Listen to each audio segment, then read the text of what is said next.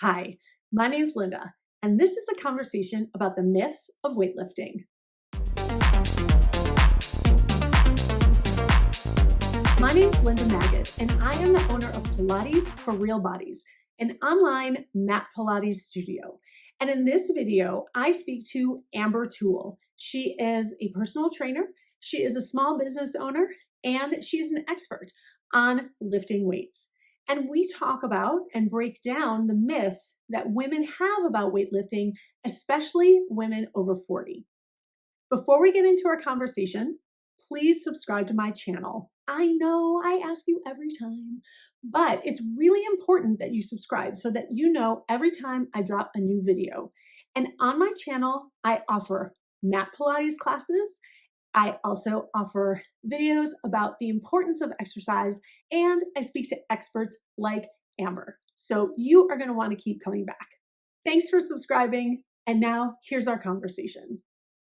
Welcome, everybody. I am conducting another expert interview about fitness and how being strong and building our muscles is good for us. I had that other interview with the expert talking about the research behind not just cardio, but also weightlifting and how that increases longevity. So now we've talked about that. But now, what does weightlifting mean? What does increasing strength mean? A lot of us don't know, or I think a lot of us have real misconceptions about what that is. So I have invited an expert in weightlifting and fitness to come talk to us and to teach us about that. Her name is Amber Toole. She is an ACE certified personal trainer and a nutrition coach with a Bachelor's of Science degree in physical education from Georgia Southern University. She has 30 years' experience in the fitness industry. It is her life's mission to spread the truth about fitness and nutrition through education. She's the owner of The Training Tool, a fitness and nutrition studio in Ocala, Florida, and is an educator with SCW. Welcome, Amber. Linda, I am so thrilled that you asked me to be on today. I appreciate it, and I'm so looking forward to our conversation. Thank you. Me too. Me too. Did I say the name of the city in Florida right? Ocala? Ocala. Ocala. Yeah. Okay. Awesome. Awesome.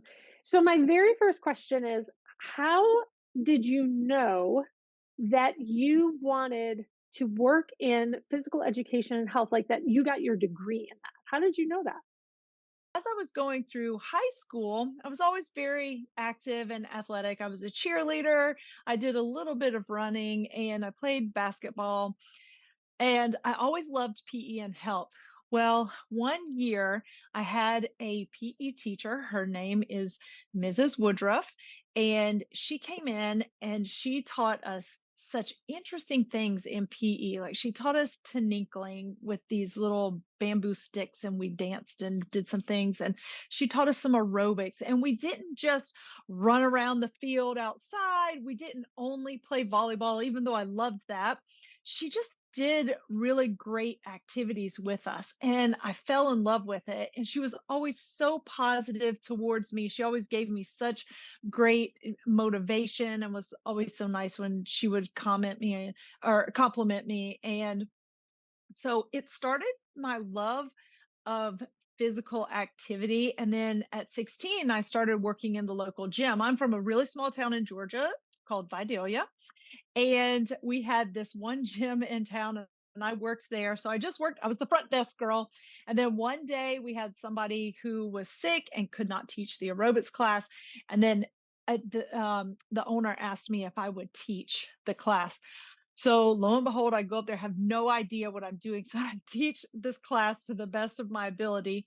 And at that time, I knew that I wanted to be a teacher. I wanted to be a coach. So I decided to go to college to get my physical education and health degree. And then while I was there, I learned about getting certified in we called it aerobics back then. That's how old I am. So it's Group X now. So I got my certification in college and then I started teaching at the rec center in college and it was amazing. And so my whole little journey has followed from little 16-year-old me working in the local gym to where I am now. Oh, that is so great. That is so great. I love that you knew that at a young age. When you, just a little personal question, when you're not working and you're Mhm. not working out, what kinds of things do you like to do with your time? I sit on the couch and watch TV with my husband.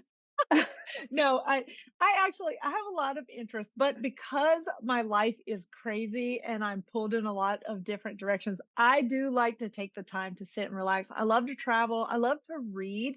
I actually don't give myself enough time to like sit and just read for fun. So if I get my brain to shut down a little bit, that's what I like to do. I have two dogs that I like to spend time with and snuggle with. So, but a lot of different things that I like Yeah. to do, Linda. Yeah, it's awesome. Dogs are the best. Yes, I Yes. agree. Yes, I have a dog. I think from now on, I have to ask the people I'm interviewing, if you have an animal, you have to bring it with you and then post a picture, share the picture with Oh, me so I can clip it in because everybody wants to see pictures of people's pets.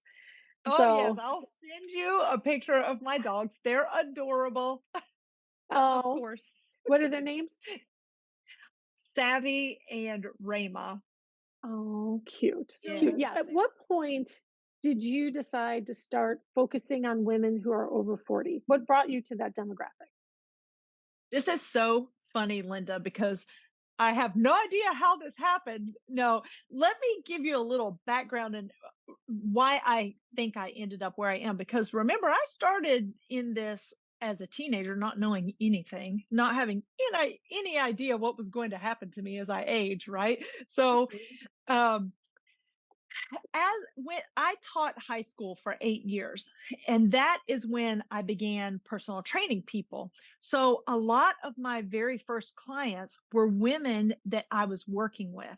So many of them were over 40. Not all of them, but I did have the majority of them were. So I started working with this age group. Now, I still, even then in my 20s, had no idea the special things that come along with a woman who is getting into her 40s, going into perimenopause, and then becoming menopausal. However, that was the group that I was training. Another funny thing about me is I'm probably ADHD, honestly, let's be just real about it. I am also attract type A people, which I think is funny because I'm like, I don't know why you guys like me. So I have a lot of over 40 type A women. I have a really relaxed personality. I'm very friendly. I'm very talkative. I ask people a ton of questions. So I started to learn about them and to know about their life, and I became sort of a confidant for a lot of them. And if you think about your type A people that come in, they're just like, and they've got all this stuff. And I, on the outside, can look at that and go, okay, take a deep breath and let's just look at this. Why don't you try this? Why don't you try this? So my demographic, that demographic for me began to grow and grow and grow due to word of mouth. Well, as I continued my education, and you said in my intro, I'm an educator for SCW Fitness. That's where I did a lot of my studies with them. You know, I went to Florida Mania, like almost every year since 2000. And I was starting to learn about this demographic. And then I would come back and I would be able to spread this knowledge that I was learning and help them level up even more.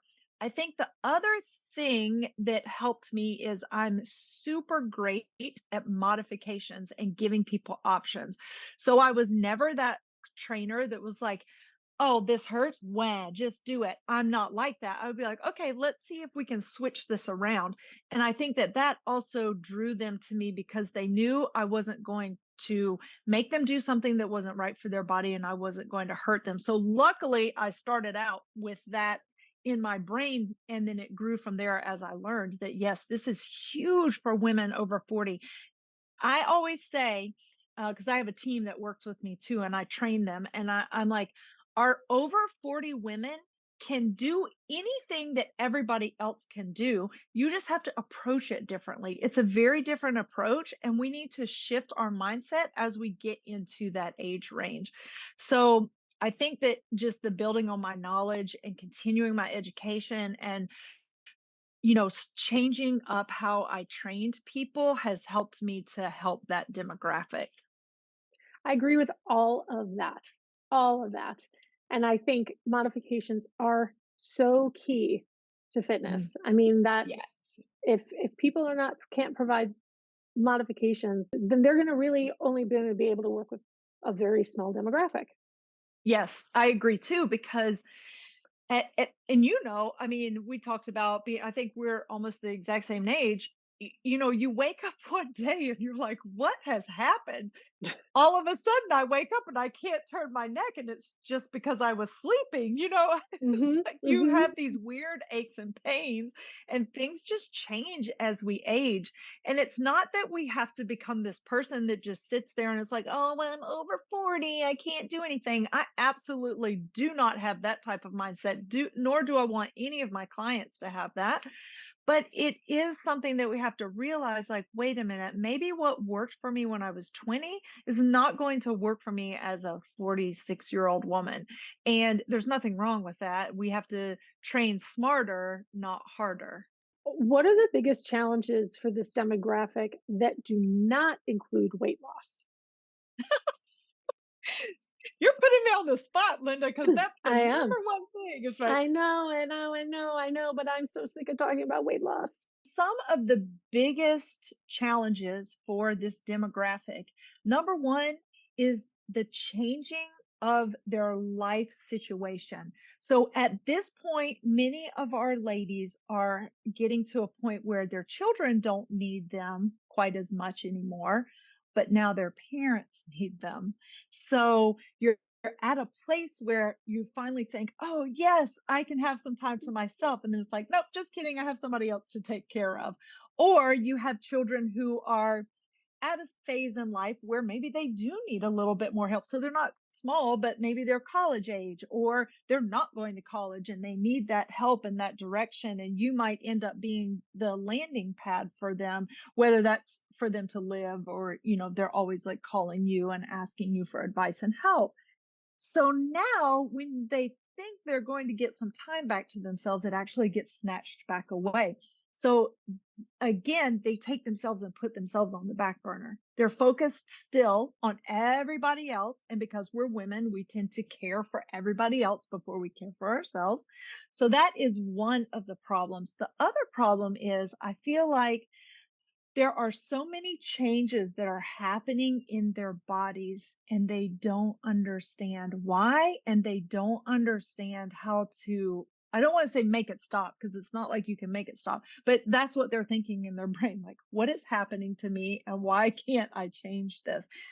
And it may not necessarily be so not necessarily weight loss, even though for a lot of them that's a big part of it. It's just the change. It's the not sleeping at night. It's all of a sudden they've never had issues with depression or anxiety and they have that.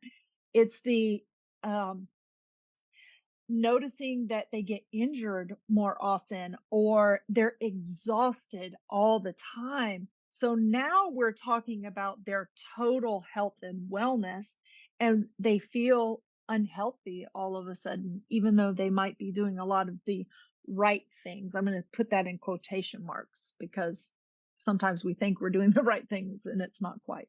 Yeah. I feel like for me, one of the things that makes me feel unhealthy is my brain's inability to remember things. Yes. Even though I do all the exercising, I dance, Mhm. and I have to memorize choreography, right? Because I'm teaching Zumba. So I don't just follow somebody, I have to memorize it. All those things are amazing for the brain. In fact, Mhm. dance is considered an exercise is considered the best brain health activity over crossword puzzle and Sudoku and all of that. No Mhm. brain games can even touch exercise. So I do all this exercise and I can't remember that I took this pen that I'm using specifically for something and put it in a drawer and now I can't find it. And I'm like, my family doesn't know what to do because I'm like, I don't understand what's happening in my head. And that makes me feel unhealthy, even though I'm Yes. perfectly healthy. And I really can relate to that feeling of what is happening to me. Why is this so different? Why was it 2 years ago? None of this was happening, and now I can't stop it from happening. And it does mess with my ability to like feel good about myself Mhm. and feel like I'm a productive member, not a productive member of society, but almost that feeling of, am I wasting away? Yes, And that's terrifying.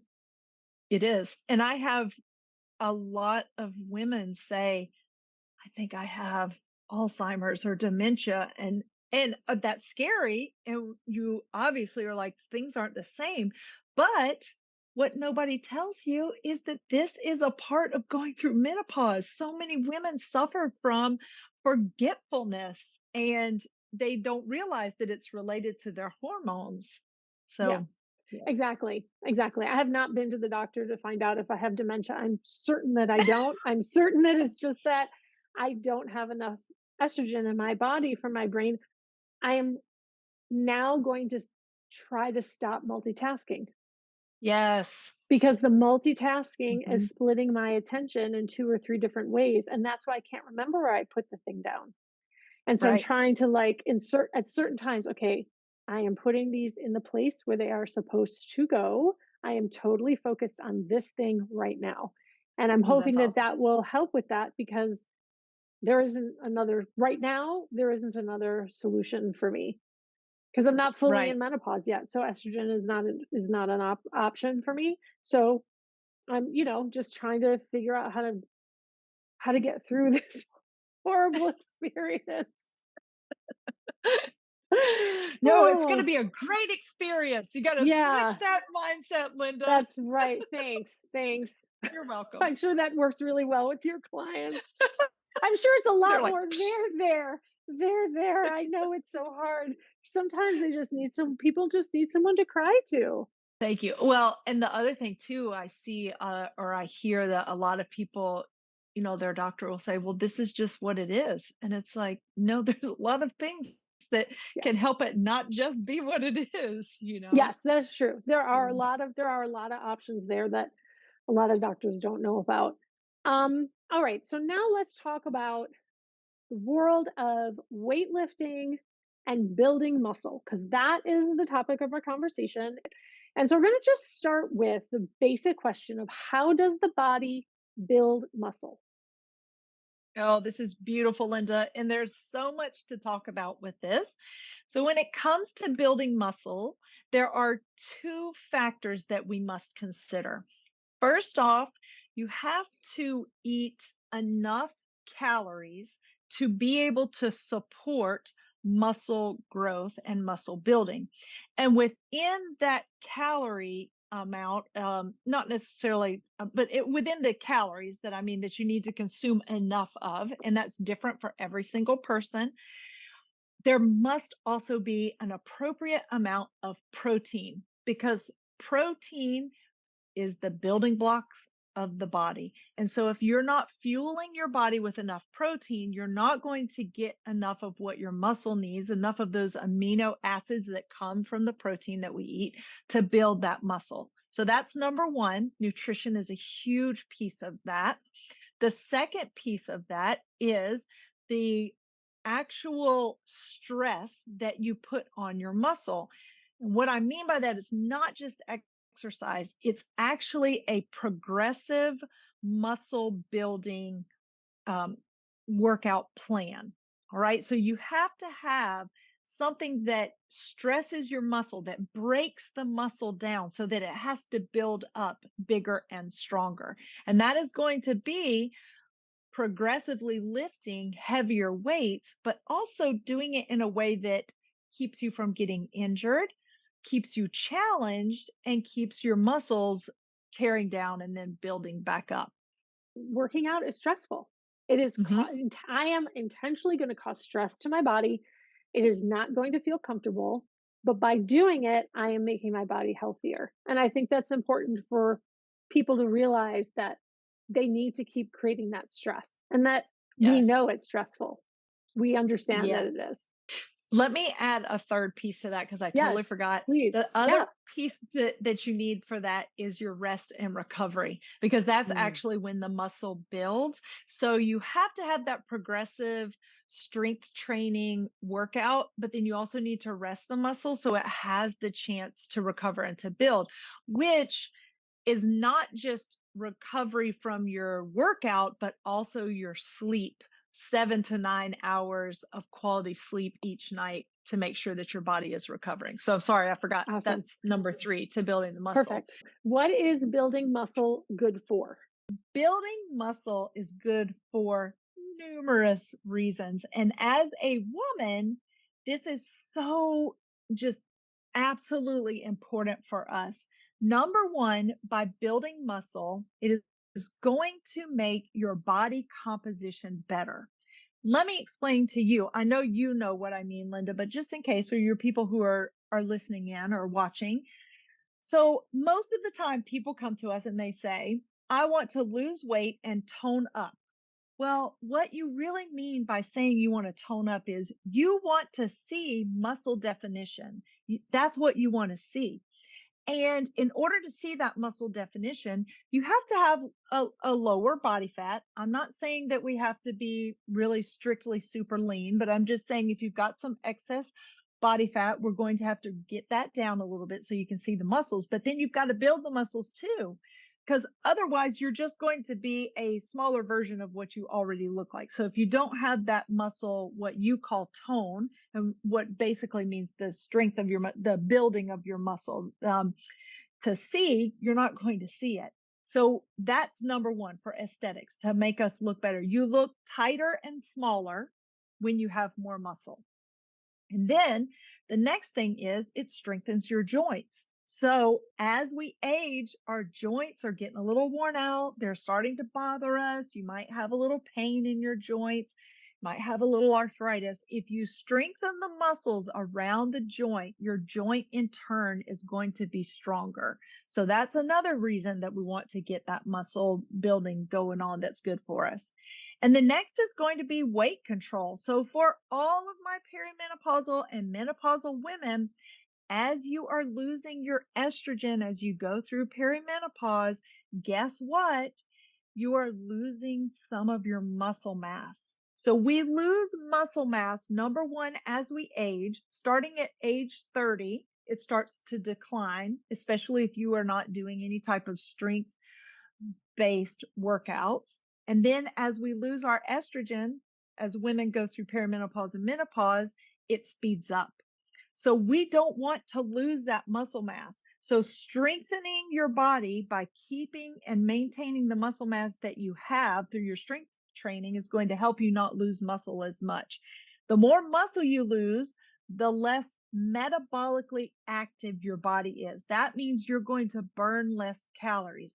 So ladies, here you are, you're going through the change of life. Your body is changing. You are naturally going to most likely put on more body fat. And then if you're losing that muscle mass at the same time and losing calorie burn at the same time, do you see how this can snowball into this place where we have way more body fat than we want? And we're like, what's happening here? So that's a big reason to help. For most women, they want to maintain their weight. They want to maintain their shape. And that's what's going to happen if we're doing that strength training. Yeah.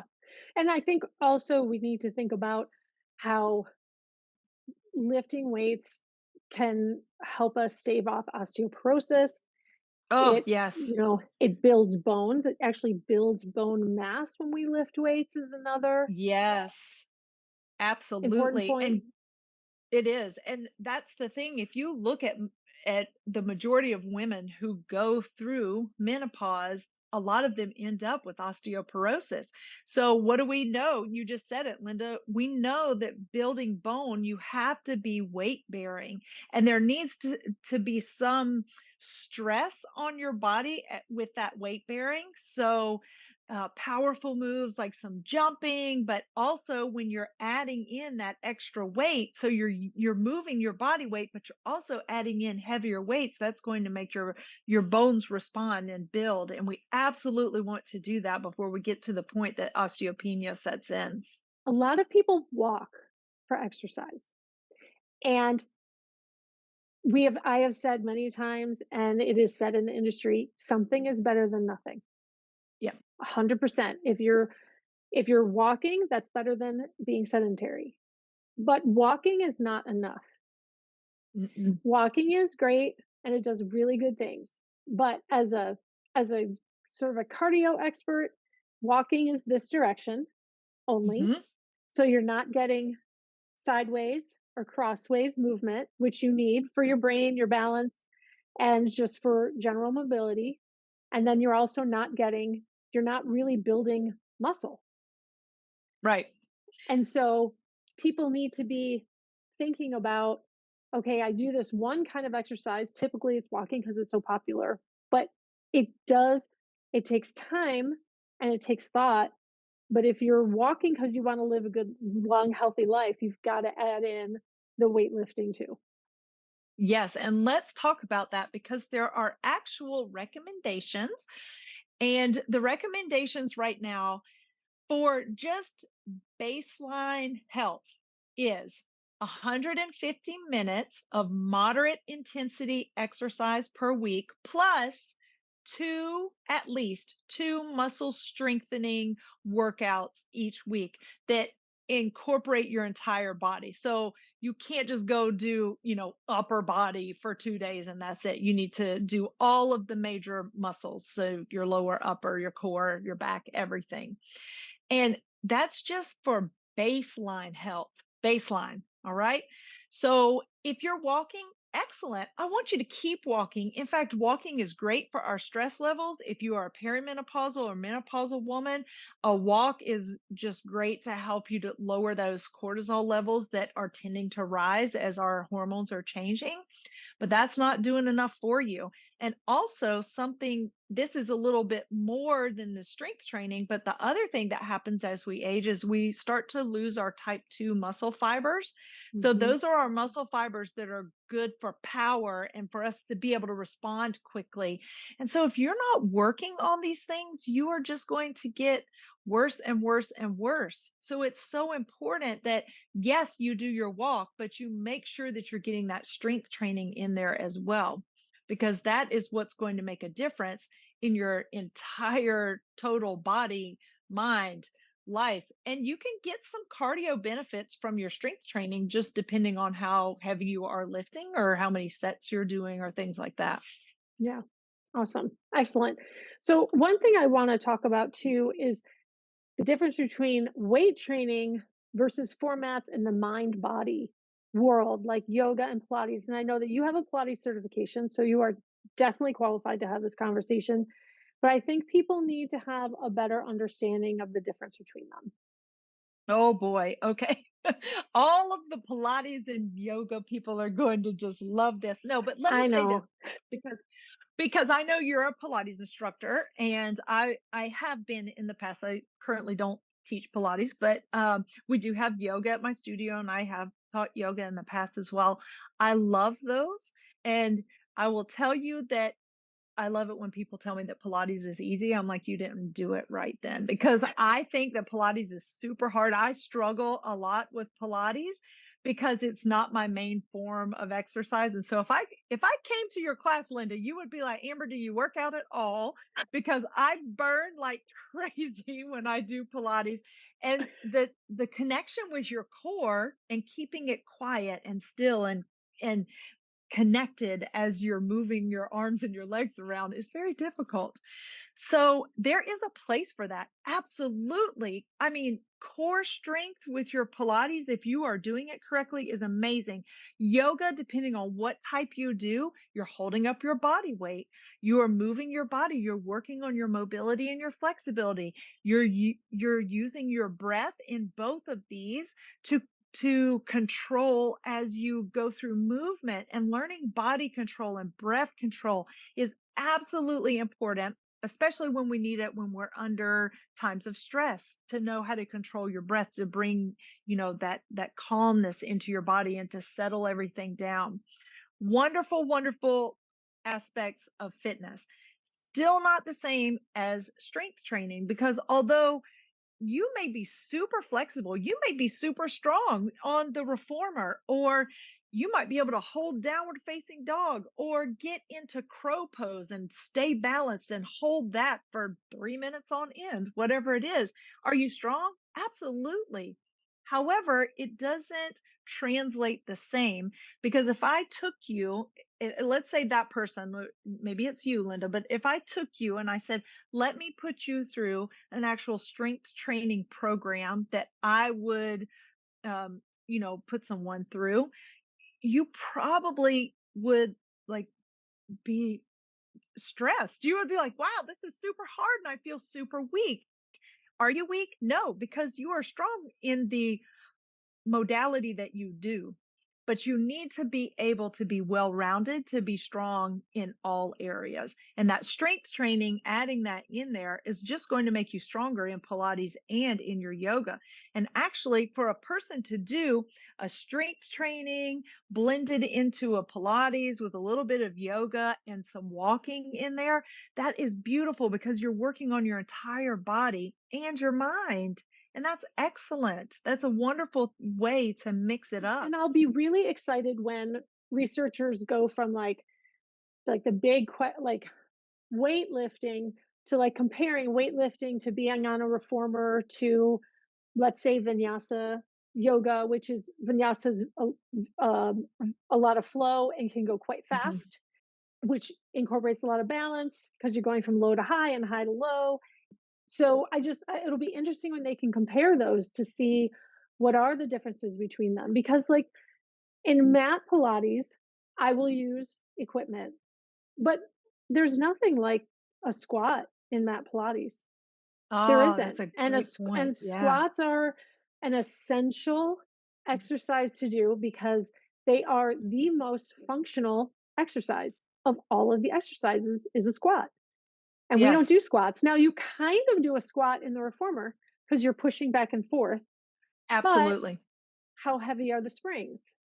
Yes. So if you're just doing it as the warm up back and forth and it's kind of light and you're just warming up your legs, yes, it's a squat motion and you're getting limber in your knees and your hips and your ankles, Hmm. but you're not getting the power of a squat that's loaded. Right. And Exactly. so if and so I again, if all you're doing is Pilates, great. It's better than doing nothing, 100%. But if you're really looking for the overall longevity, if that's what your goal is, Hmm. then you need to really be incorporating the cardio and the weight lifting until we Yeah. know more, until we know what are the other things. And then do your mat Pilates or do your mat yoga or whatever it is that you're up to, because those things are also essential, but just essential in different ways. Yes, I think there's a place for all of it. Like I said, you want to be well-rounded. You don't want to just be a Pilates junkie and you can do Pilates and you are fabulous, on the reformer and at mat but but that's all you're good at. You need to broaden your horizon and be good at a lot of things. That's right. Or at least competent, because you need the heart, you need your heart to be building, you need your lungs just because everything is Mhm. going down, down, down slowly. So you need to keep your heart stressed and your lungs stressed and your muscles Yes. stressed so that you can um, just live a much healthier life for longer. Um, all right. So now I want to talk about getting a little bit into the myths of Mm. weightlifting because I know that women always say, I don't want to get bulky, which you and I have already giggled about because you cannot lift weights and then wake up one day and look like Arnold Schwarzenegger. That is not going to happen. So I wanted to start to break that down a bit. The first question I have is, what is the difference between building muscle and building big muscles? Ooh, this is a good one, Linda. I'm just going to be real with y'all now. Now, let me tell you that I did compete for a very short time in figure competitions. So I have been around people in that space. I have a good friend who trained me during that time and have had many conversations with him. So let's talk about the difference between muscle building and bulk building. First off, as a female, we don't typically have the build or the makeup of our genetics and our hormones to be able to build the amount of mass that a man does because we just don't have that amount of testosterone. Our bodies are different than men's. Now, I'm going to tell you that sometimes, if not all the time, so don't run out there and see some woman who is like super jacked and be like, you're on steroids, because she may not be.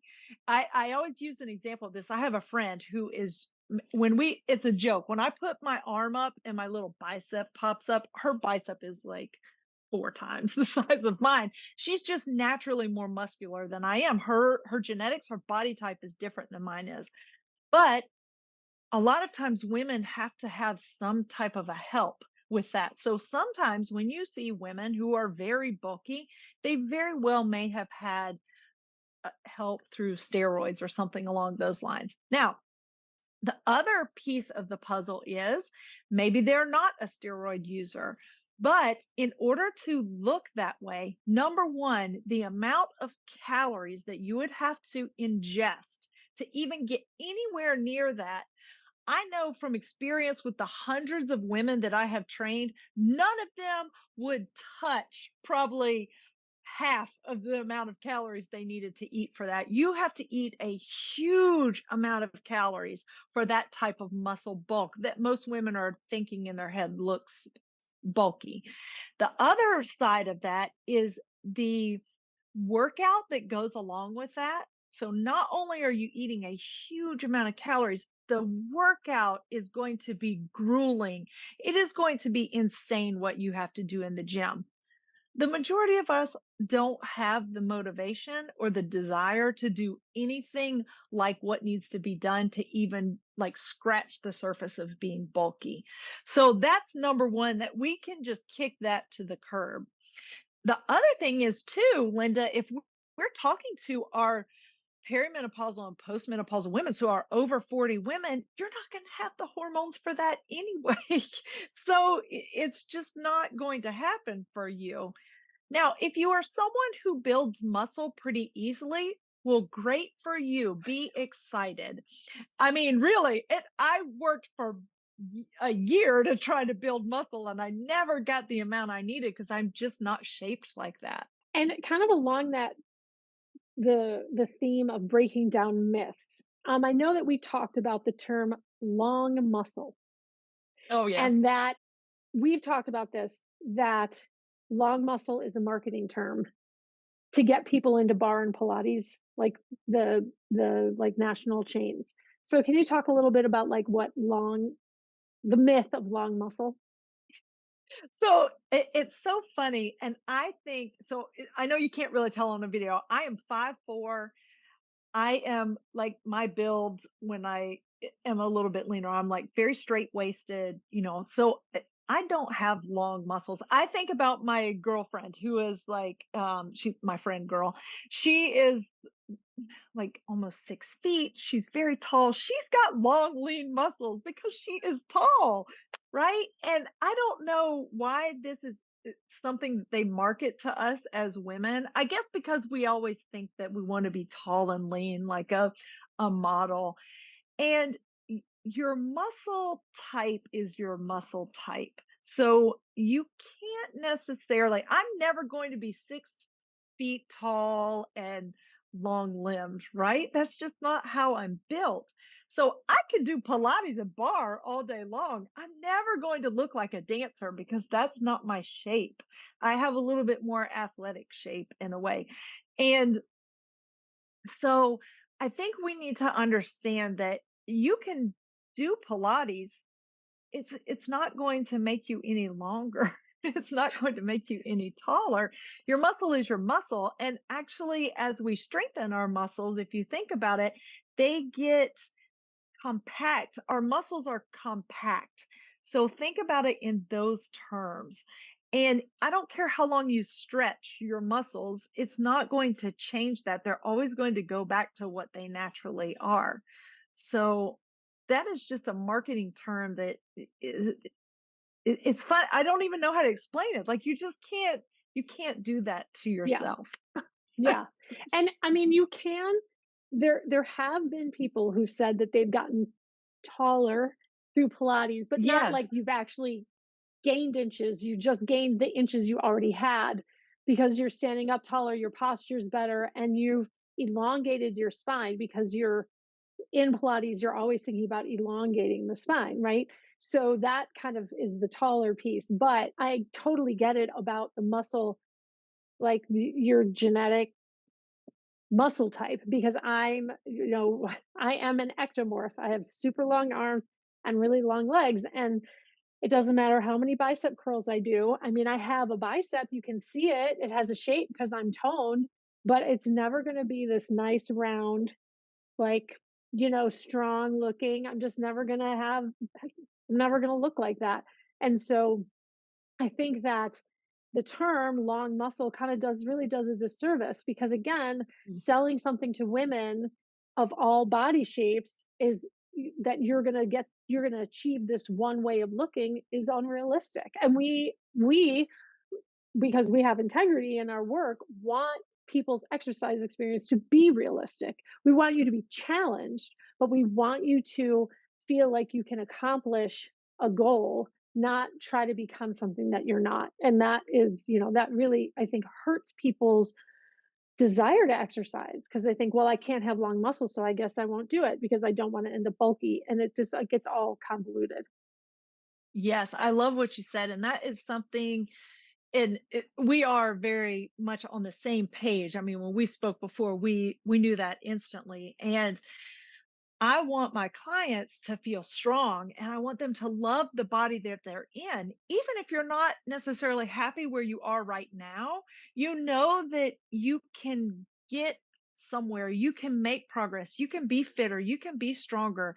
If it's your choice to lose body fat, you can lose body fat. Maybe you want to gain some body fat because everybody's coming from a different place. But all bodies are beautiful, and we need to realize that we have a certain shape. Like I am straight waisted. I am never going to be somebody who has like a hourglass figure. That's not how I'm designed. And no matter if I strap on one of those stupid corsets and wore that around forever, it's still not going to change my bony structure or my body. Just like you were saying, see, you have those long, lean muscles that everybody wants. So you're I do. naturally built that way. And so, yes, when our people come in, and this is something, Linda, I know I have people, they don't do it so much now because they know where I stand on it, but I've had people send me pictures of famous people and say, "I want her legs." So we come to our clients with that integrity to say, "Hey, listen, I'm not trying to sell you on this, that you're going to have long, lean muscles, but I'm selling you on the fact that you're going to be healthier and stronger and happier in your life because you're working on yourself and making yourself better in a good way." Yeah, totally agree. Tell us what the benefits are of hiring a professional trainer. Oh, this is so important. Just like the people who come to you, Linda. So if your clients are watching you on this show here, they if you went in a room, let's use Pilates as an example. If you don't know anything about Pilates and you go into a room with a reformer, you don't know how to set yourself up. You don't know what the springs are. y- you don't know that it's dangerous if you get on there without the springs connected and you're going to fly on the reformer. You don't know how to use the straps. You don't know how to put your feet in there properly. You have to learn things.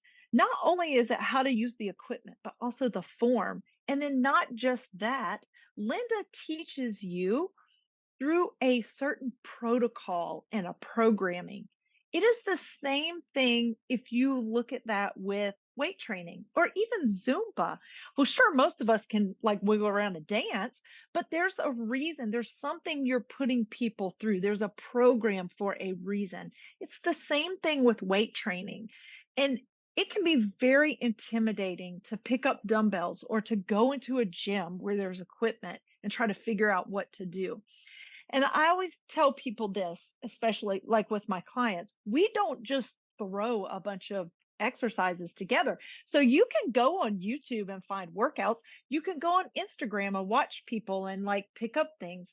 But that doesn't mean that the program is designed for you, for your goals, for your body. If you have any injuries, if you've had any surgeries and things that you need to know, it's not programmed to get you where you want to go. So there's a huge difference between working out and training. And when you hire a professional, hopefully you hire a professional who actually understands that fact and can put you into a program where you're actually training for you, your body, your goals, and properly and appropriately for where you are in life, because there's so much more that goes into it than just going and sitting on a machine and doing this. There's breathing, there's tempo, there's tension in your muscles, keeping that tension in your muscles. And there's an actual order that you need to go through to make sure that you are stressing the muscles in the appropriate way to get the results that you want from that. So just like in Pilates, you have a protocol, you're going to have that in yoga, you're going to have that with your weight training. And this is where a professional comes in. Even if you can only spend maybe a month or 2 months with a professional, it's so much better to get that base and that foundation with them and let them teach you some things so that you can understand, so that you can go and do it on your own. Because it's very easy to get injured. I mean, I know what I'm doing and I've gotten injured in the past. So form is also a big thing. So I'm not just standing there like, you know, yawning, counting reps. I'm looking at you. And if your squat looks kind of funky to me, I'm like, okay, now my brain has to work and I have to analyze like what's going on. A lot of times what it is it's people's ankle mobility. It could be that. It could be your hip mobility. It could be that you've just been doing this wrong position for so long that you've trained your body that that's what's right, and that's what your body thinks is right. And it's hard to break those patterns and to also figure out how to strengthen your weaknesses. That's where a professional comes in, because we can analyze it, identify it, and then give you exercises to help. And motivation.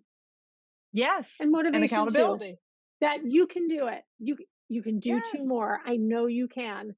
We don't, I mean, we don't talk to ourselves that way, but when we have Mm-mm. somebody who's there to motivate us, they talk to us that way. Obviously, we're always looking for, not having people hurt themselves, but at the same time, like, hey, can you do listen, you're supposed to do 8. I saw you were struggling. Do you want to go for 4? How about 6?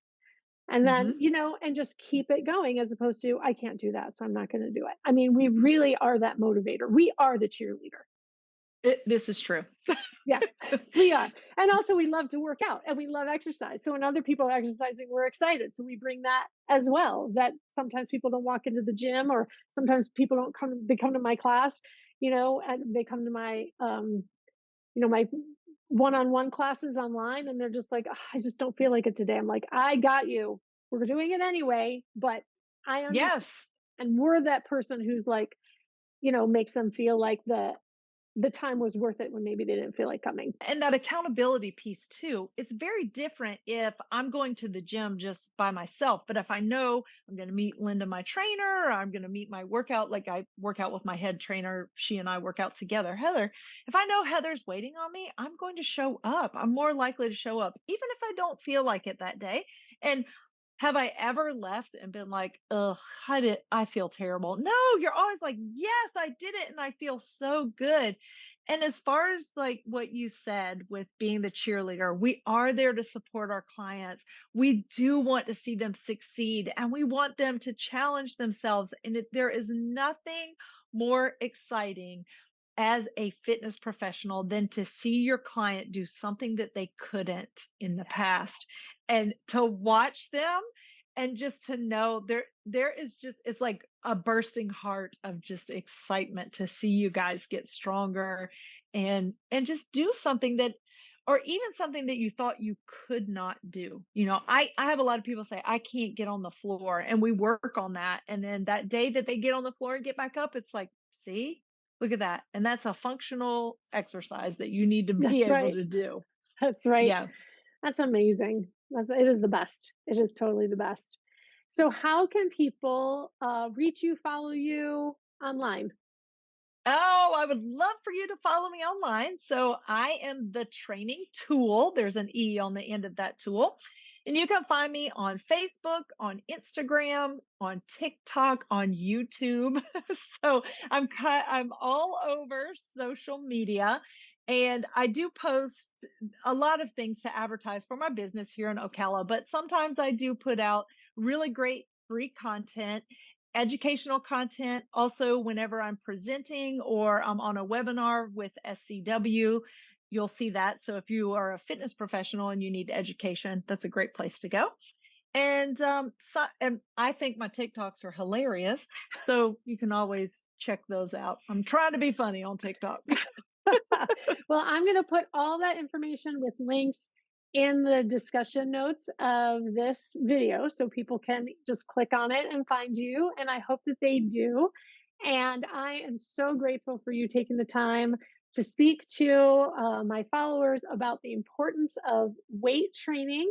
And if you're watching this, please don't forget to subscribe to my channel. And I'll also, of course, share Amber's YouTube channel so you can subscribe to hers as well.